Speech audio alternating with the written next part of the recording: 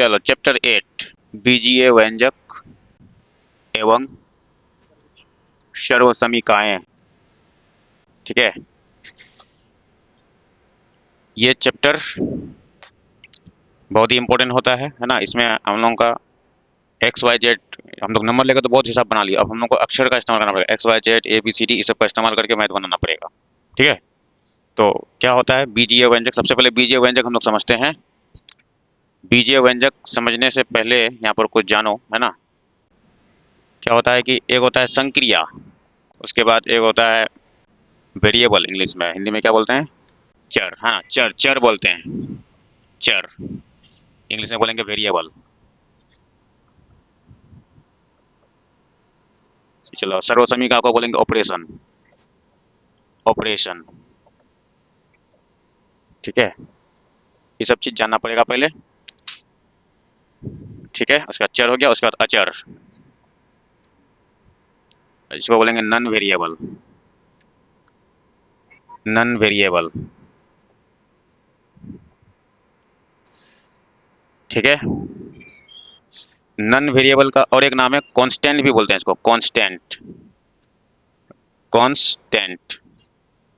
ये सब होता क्या चीज है, देखो। ये जो चैप्टर का नाम है ना बीजीय व्यंजक, इसको समझने के लिए ये तीन चीज पहले समझना होगा। संक्रिया यानी कि प्लस माइनस इनटू और डिवाइड, जोड़ घटा गुना भाग, इन्हीं को हम लोग बोलते हैं संक्रिया, संक्रियाएं, है ना। इसी के इशारे से तो हम लोग काम करते हो, जोड़ रहता है तो जोड़ करते हो, घटा रहता है तो घटा करते हो, एक तरह की क्रिया करते हो, कोई ना कोई काम करते हो, तो संक्रिया, है ना। तो जोड़ घटा गुना भाग, इस सबको हम लोग बोलते हैं संक्रियाएं। और चर क्या होता है, जिसका वैल्यू सिचुएशन के हिसाब से बदलते रहता है। ठीक है, जैसे यहाँ पर मैं एक पहले एग्जांपल देना चाहूंगा, जैसे कि x प्लस 4 अगर मैं 10 कह रहा हूँ, तो तुम लोगों को यहाँ समझ में आ रहा होगा x यहाँ पर 6 है, तब इस नंबर में 4 जोड़ने से 10 हुआ है, तो ये नंबर 6 होगा, तभी तो 4 जोड़ने से 10 होगा ना। तो यहाँ x का वैल्यू क्या समझ में आ रहा है, 6 समझ में आ रहा है। तो इस क्वेश्चन में x का वैल्यू हमें 6 समझ में आ रहा है।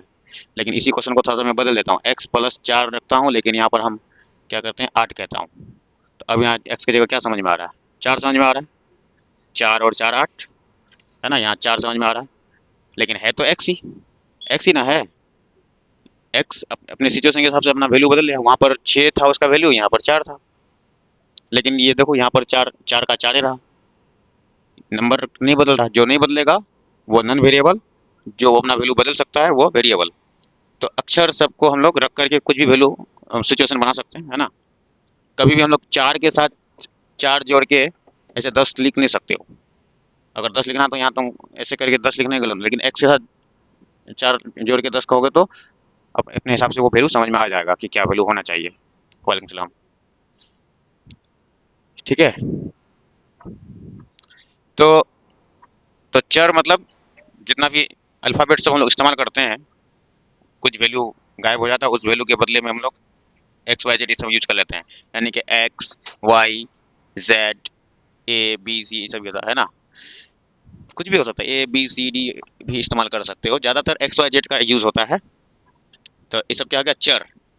इसका वैल्यू जैसा सिचुएशन देंगे वैसा उसका वैल्यू आएगा, चर हो गया। और अचर क्या हुआ, नंबर सब 1 2 3, जीरो भी हो सकता है, -1 -5, 0 है ना, 0.8, बटे वाला नंबर भी लगा सकते हो, -3/4।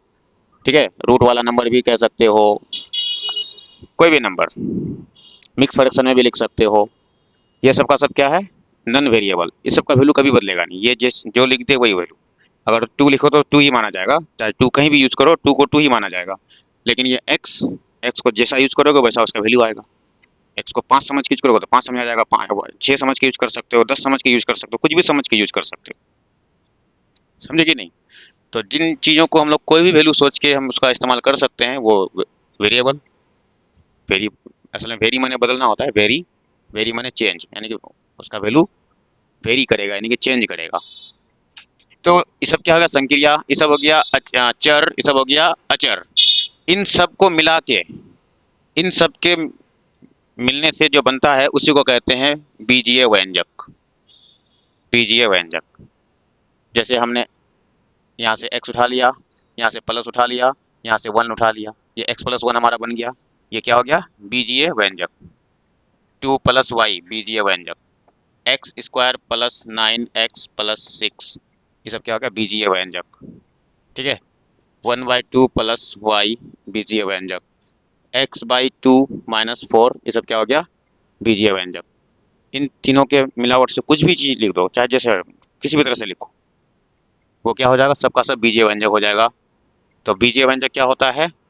चर अचर को किसी संख्या क्रिया के द्वारा मिला के लिख देते हैं, तो जो भी चीज हमें प्राप्त होता है वो क्या है? वो बीजीय व्यंजक होता है। ठीक है।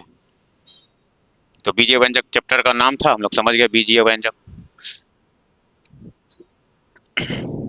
तो यहाँ पर मैं अगला स्टेप बीजीय व्यंजक लिख देता हूँ। बीजीय व्यंजक। बीजीय व्यंजक को इंग्लिश में क्या बोलोगे? Algebraic expression. Algebraic expression.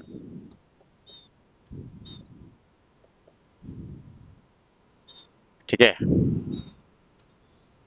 Algebraic expression में इन सबके मिला करके कुछ भी, जैसे x+5 2x - 2 x+y। देखो यहाँ तुम लोग किसी को डाउट हो सकता है कि हम क्या बोले तीनों को मिलाने से होता है। यहाँ पर x और y दिख रहा है, यानी कि दोनों जगह वेरिएबल, यानी कि इसी में से दिख रहा है, और संक्रिया दिख रहा है, नंबर तो दिख ही नहीं रहा।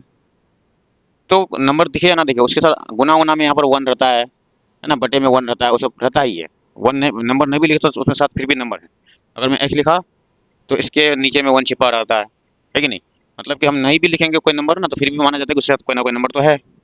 गुना में यहाँ पर 1 है, पावर में 1 है, बाय में 1 है, बहुत कुछ है। तो ये सब हमारा क्या हो गया? बीजीय व्यंजक। इन्हीं तीनों का मिलावट से हमने लिखा, ये बीजीय व्यंजक हो गया। समझे? तो इतना पहले नोट कर लो, फिर हम आगे बढ़ेंगे। अगला टॉपिक लिखो, बीजीय व्यंजक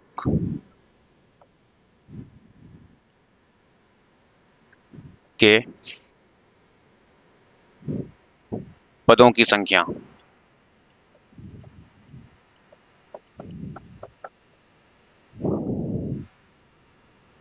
ठीक है। उसमें बीजीय व्यंजक में पदों को गिनती, यानी उसमें कितने पद हैं, पद माने कि टर्म्स, इंग्लिश में भी लिख देता हूँ। Number of terms, number of terms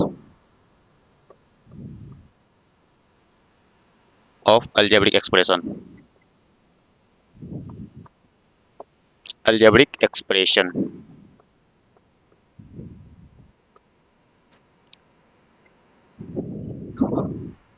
number of terms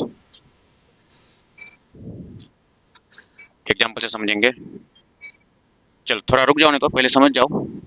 ठीक है। यानी जो भी बीजीय व्यंजक यहाँ लिखा रहेगा उसमें हम पदों को गिनती करेंगे, कई गो पद है उसमें, गिनती करना सीखना है, ये बहुत जरूरी है ना? गिनती करने नहीं आएगा तो बहुत दिक्कत होने वाला है, इसलिए पदों की संख्या गिनती करना हमें सीखना जरूरी है।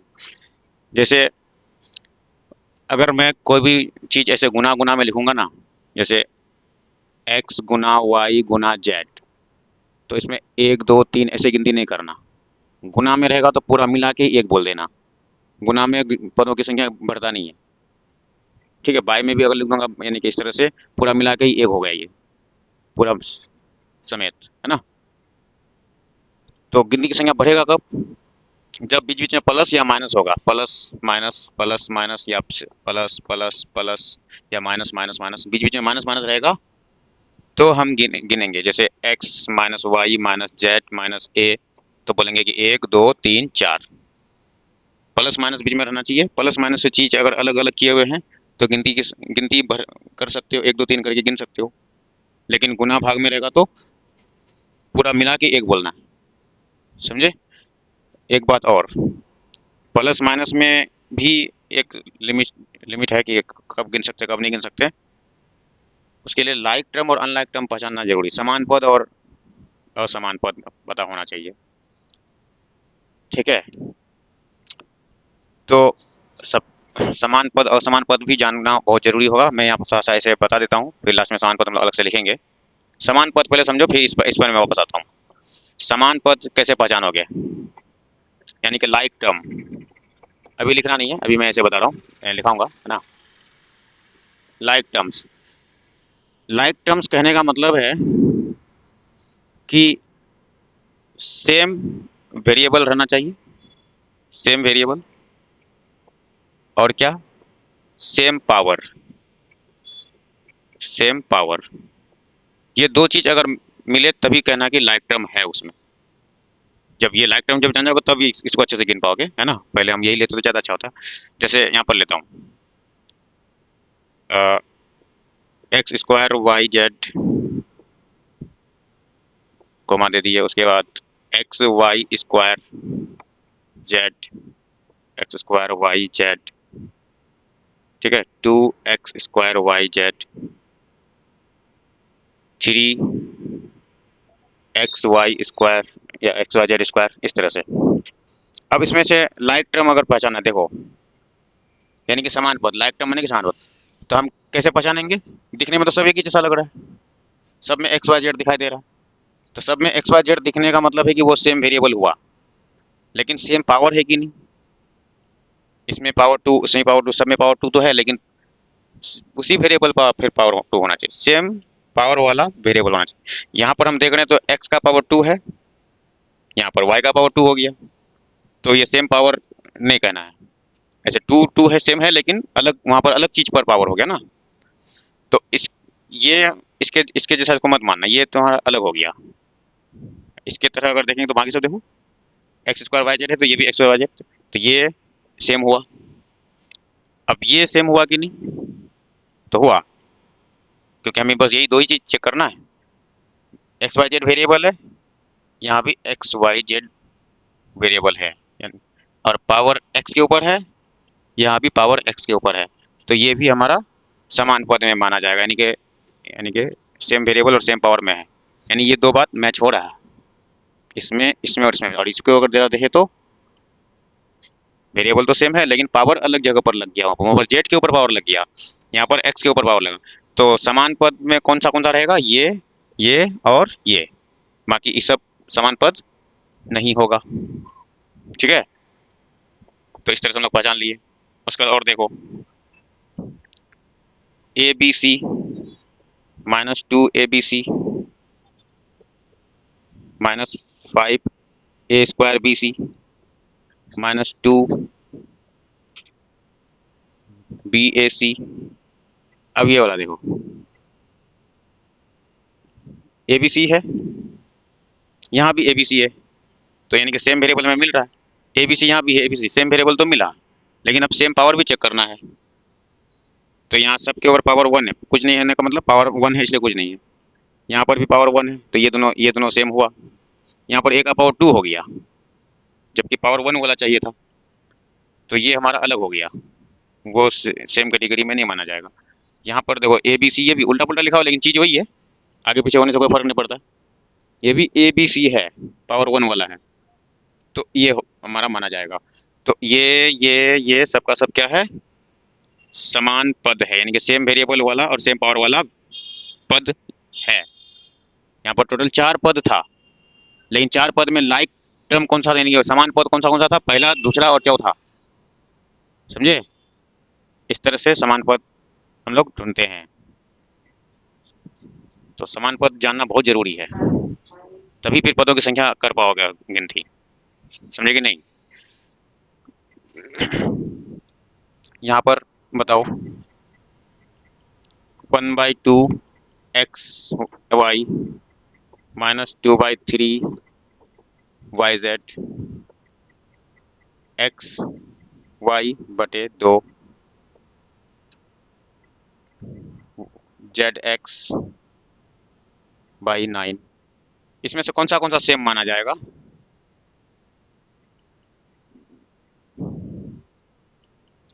इसके साथ इसके जैसा और कोई है, ये वाला है, ये वाला है, यहाँ भी एक्स वाई, वहाँ भी एक्स वाई, ठीक है, और पावर वन वाला ये भी है, पावर वन वाला ये भी है, तो ये दोनों हमारा लाइक टर्म हो गया।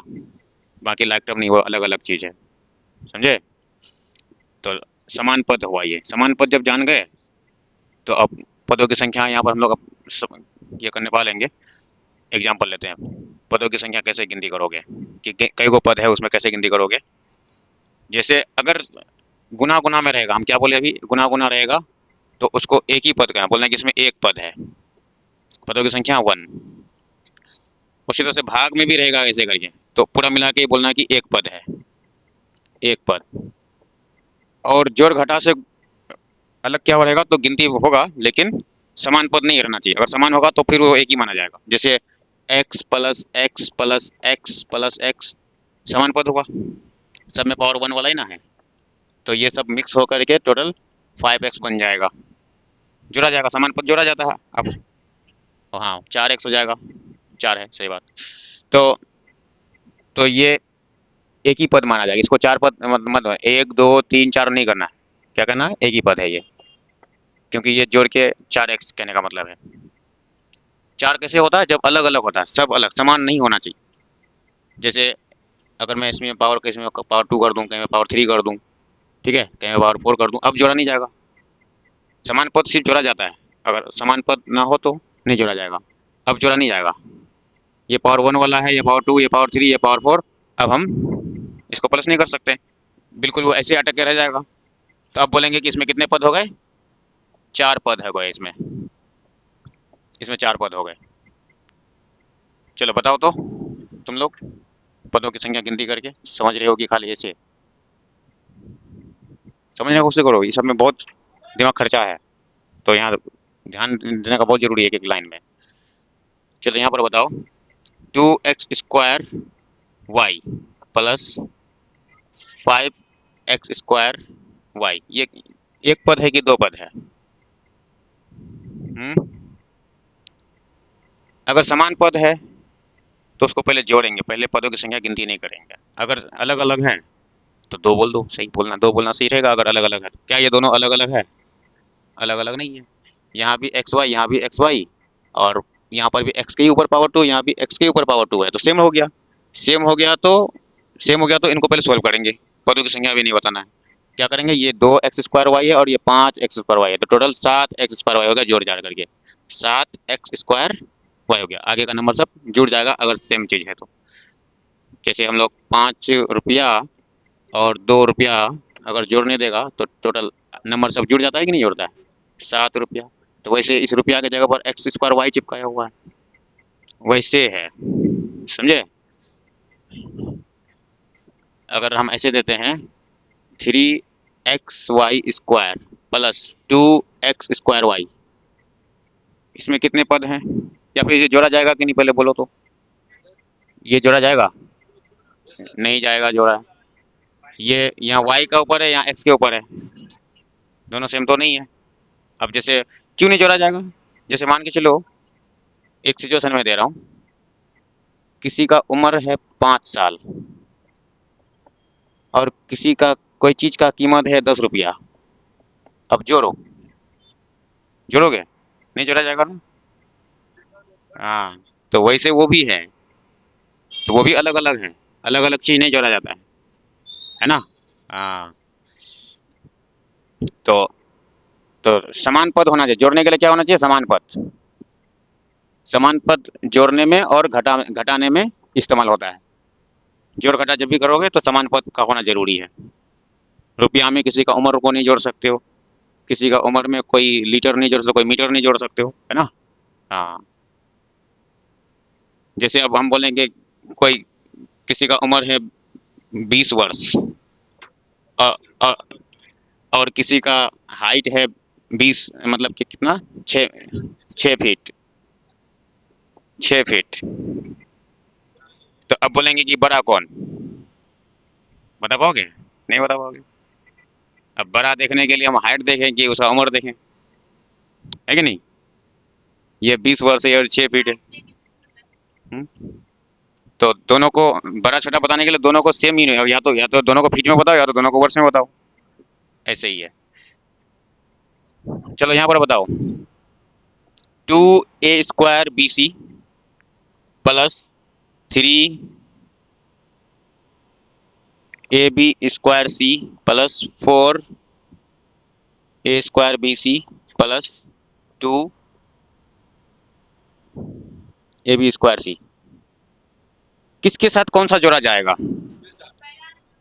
पहला वाला के साथ कौन सा? पहला और तीसरे पोजीशन में जो है वो सेम है, इसके साथ ये वाला जोड़ा जाएगा। तो ये 2 है, ये 4 है, तो कितना हो गया? 6 a² bc, उसको जोड़ लिए। और 3 के साथ 2 जोड़ेंगे तो 5 a b² c, ऐसे करके हो जाएगा। समझे? हाँ। चलो अब हम अपने मेन टॉपिक पर आते हैं, जो यहाँ पर क्या है, बीजीय व्यंजक के पदों की संख्या। पदों की संख्या को गिनती करना है। तो देखो, 9a plus 6b plus 4c, इसमें कितने पद हुए? इसमें कितने पद है? सब अलग अलग है कि नहीं? सब अलग अलग है, तो गिनती करना शुरू कर दो। तो इसमें कुल 3 पद हैं। इसमें कुल 3 पद हैं इसमें। समझे? ये पहला हो गया। दूसरा, 2x² प्लस 9 माइनस x², इसमें कितने पद हैं? इसमें कितने पद हैं? तो ये दोनों सेम है, पहले सोल्व करना पड़ेगा। अभी पदों की संख्या नहीं, अभी नहीं बोलेंगे, है ना? तो क्या करेंगे, ये ये 2x² है और ये 1x², यहाँ पर 1 रहता है ना? तो 2 में से 1 खत्म, माइनस में है ना, ये एक घट जाएगा। तो इसमें से एक घट गया तो कितना बचा? 1x² बचा। 2x² में 1x² खत्म, तो 1x² बचा और प्लस 9 बचा। तो कुल कितने पद हो गए तब? कुल कुल 2 पद हो गए। कुल 2 पद हैं, यानी इसमें कुल 2 पद। दिखने में तो 3 है, लेकिन सोल्व करना होता पड़ता है, पहले संख्या बताने से पहले पहले सोल्व करना पड़ता है। तो कुल 2 पद हैं। ऐसे ही एक सवाल और ले लेते हैं, जैसे कि 5x² minus 2xy² minus xy² minus 3x² y। ऐसे भी दिखने में कितना पद लग रहा है कि 1 2 3 4 पद है। जब सिंपलीफाई करने से पहले पदों की संख्या बताना ही नहीं है ना? तो पहले हम लोग इसमें कितने पद हैं, तो इसके लिए हम पहले सिंपलीफाई करेंगे, सॉल्व करेंगे। तो इसके साथ कौन सा लेना होगा? लास्ट वाला लेना होगा। ये माइनस में है, तो 5 में से 3 खत्म, तो 2x² y हुआ। और ये भी माइनस में है, और इसके जैसा ये वाला है, तो दोनों ही माइनस में है, तो जोड़ देना होगा। 2 और ये 1, 3x y²। अब बताओ कुल कितने पद? कुल 2 पद हैं इसमें। कुल 2 पद, इस पूरे को इस क्वेश्चन में कुल 2 पद हैं। समझे? कुल 2 पद हैं। इसको नोट कर लो, इसको नोट कर लो। पदों की संख्या गिनती होना बहुत जरूरी है।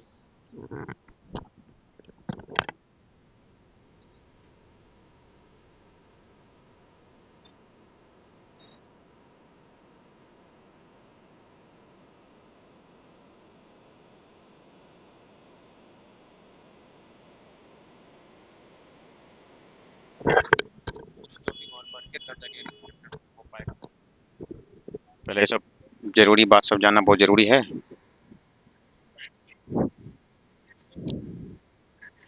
चलो लिखो लिखो।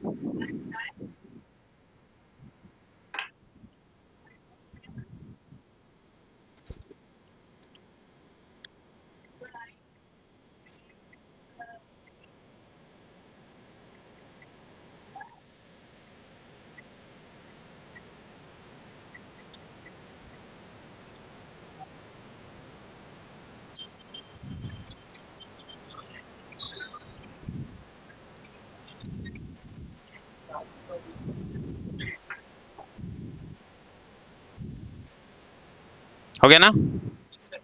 चलो आगे बढ़ते हैं। तो पदों की संख्या बताने से पहले क्या करते हैं, पहले सोल्व करने, अगर सोल्व होने लग रहा था तो पहले सोल्व करना होता है।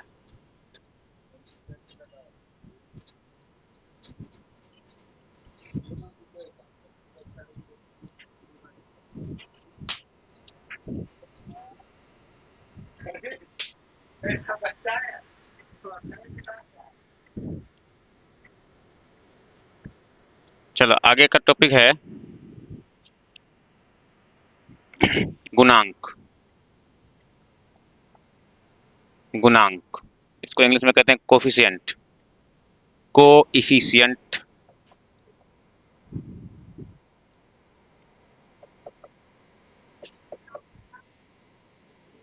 हाँ, कोफिशिएंट अब सीखेंगे।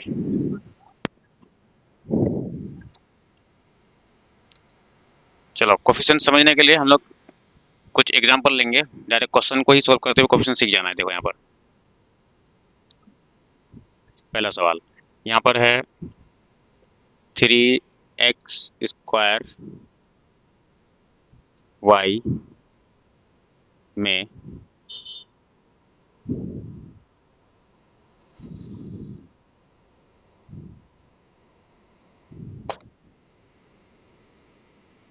x² का गुणांक है,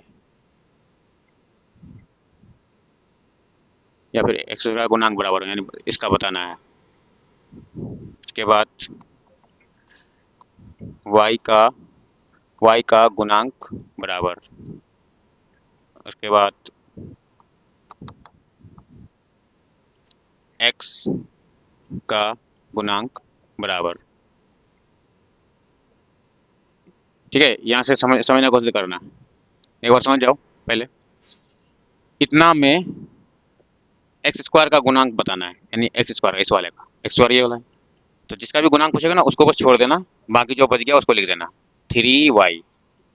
3y आंसर हो जाएगा। उसी तरह से y का गुणांक पूछा इसमें, तो y छोड़ दो, बचा कौन 3x²। 3x²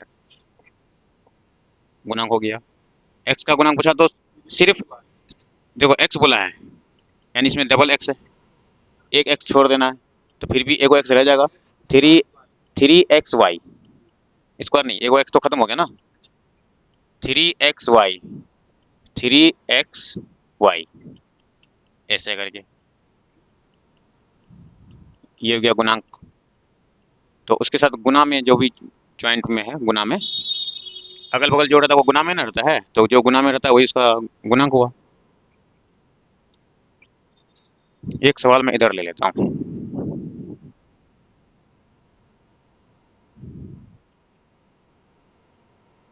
to x square minus x plus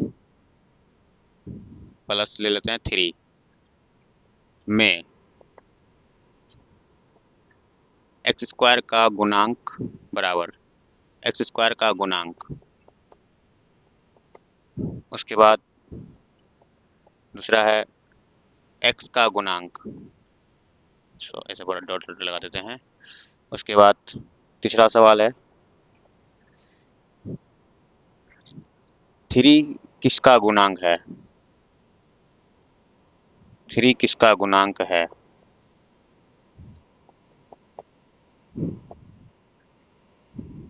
तो देखो यहाँ भी समझ जाओ पहले। अब यहाँ पर देखो x² का गुणांक पूछा है, यहाँ पर 3 अलग अलग पद है, वहां पर तो एक ही पद था पूरा मिला के। यहाँ 3 अलग अलग पद में पूछेगा तो x² बोला तो जहाँ x² दिखेगा उसी को समझना। x² यहाँ पर है तो उसका गुणांक क्या है 2, तो 2 हो जाएगा। अब x का गुणांक बोला तो इठो x नहीं, ये वाला, इस वाला x का बात हो रहा है ना।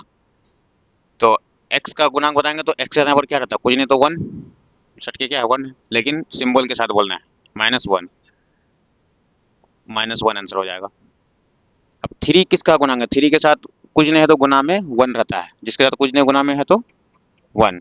तो बाई में भी है, लेकिन गुना में, बाई में तो वो डिवाइड वाला माना जाएगा। गुणांक माने कि गुना में रहना, गुना में कौन है उसके बगल में, हमें तो डिवाइड वाला नहीं पूछा ना, उसके बाद गुना में क्या है वो पूछा है।